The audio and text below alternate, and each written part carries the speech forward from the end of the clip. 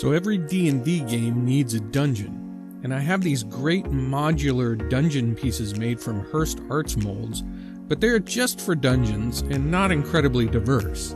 So I decided to try my hand at building some two-sided dungeon tiles that can be configured in all sorts of ways to make lots of settings. I had some 3x3" squares that I had already cut out of foam. So I grabbed those and using just a pencil, I started pressing into them a 3x3 stone pattern grid, just like the Hearst Arts pieces. Once I was done putting the grid on the pieces, I then textured them using this cat toy, which was just a ball with some hard string on it. I went with this instead of a ball of aluminum foil because I wanted a little bit of a softer texture. After that, I used a ballpoint pen to widen the seams between the stones and give them some irregularities so they weren't so straight.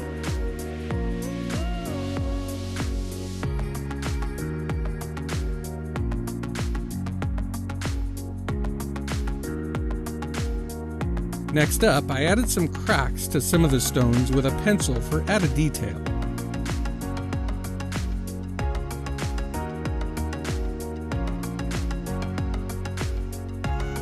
Now the cool part. By flipping the tiles over, I could make a different type of tile on the back, making these tiles much more diverse. I decided to do cobblestones, which meant a lot of tiny little lines and going over the stones twice in order to round the edges of each individual stone.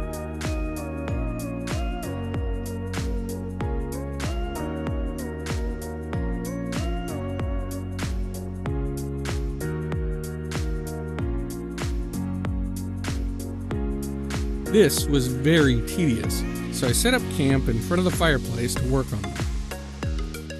Even so, I only ended up doing cobblestones on 4 of the tiles. I'd have to decide later what I wanted to do with the rest of them.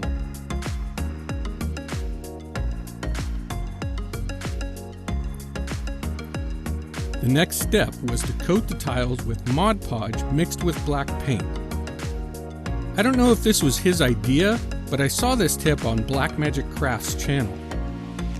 This is a great idea because it adds a layer of protection to the foam and also fills in the cracks and crevices with a dark paint, so the next step of painting isn't as arduous. Notice that I used straight pins to put the tiles on since I was coating all of the sides of each tile. I just stuck these straight pins through a piece of cardboard and then stuck the foam to them.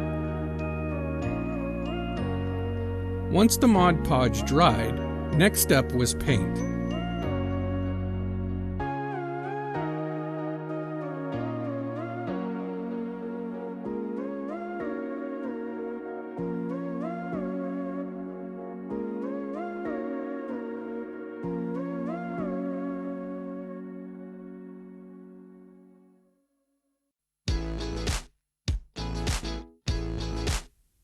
I started with a medium dark gray, which, as I mentioned, did not have to be painted on super thick or wet because of the Mod Podge primer layer.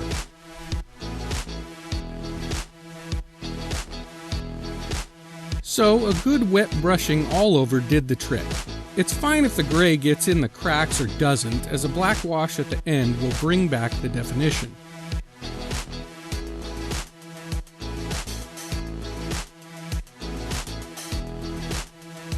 On the cobblestones, I also painted a few individual stones with some darker gray and brown shaded paint to give them some variety.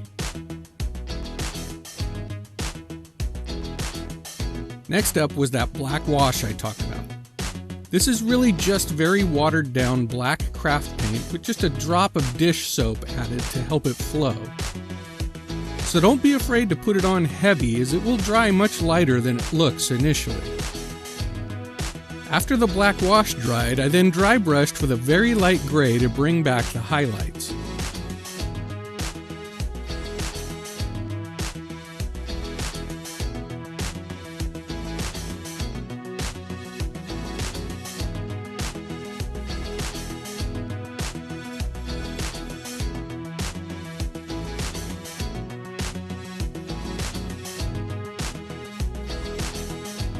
To finish off the paint, I painted the line between the two sides with a straight black.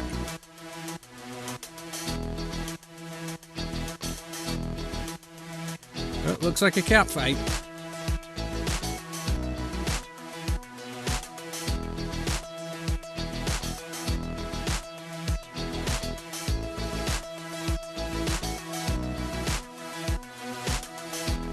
On the cobblestone, I decided I wanted to add some moss, so I started by stippling on some dark green paint where I wanted the moss to be.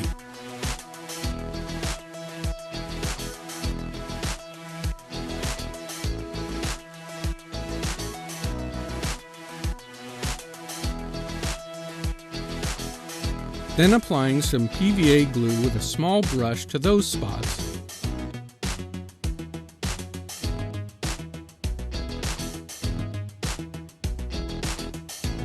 And then flocking them with a dark green fine flock.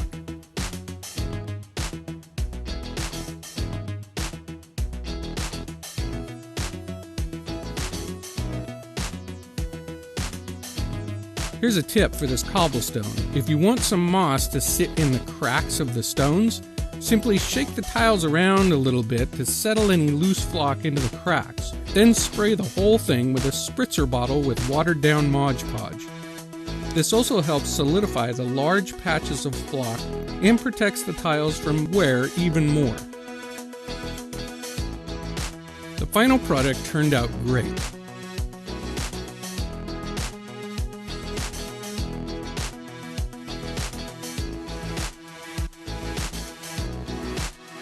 For the tiles that I didn't do cobblestone on, I decided to just paint them with a lightly watered down brown, then flock with some sand and rocks to give them a dirt look. Unfortunately, I didn't get any footage of that, but it was pretty simple and turned out great. Now I have some very modular and diverse dungeon tiles that are reversible and can be configured in all kinds of ways, as rooms or hallways or whatever I needed.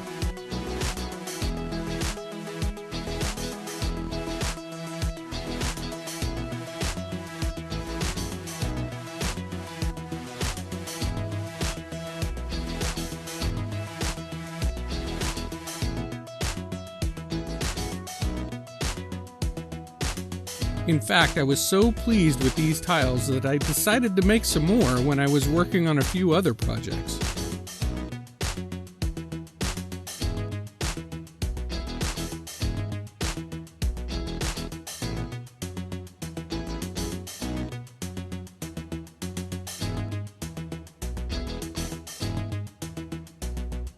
And here are the final results.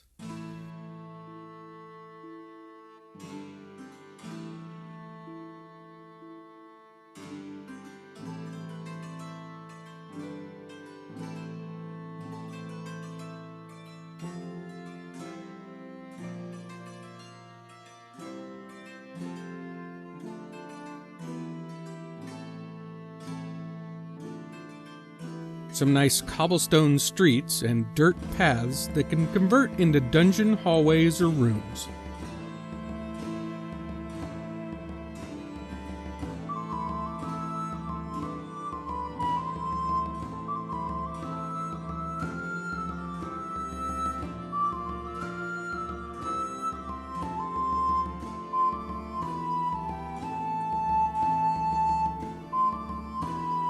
Let me know what you think of this project, and be sure to like and subscribe to see what other projects I create for this series. And as always, thanks so much for watching.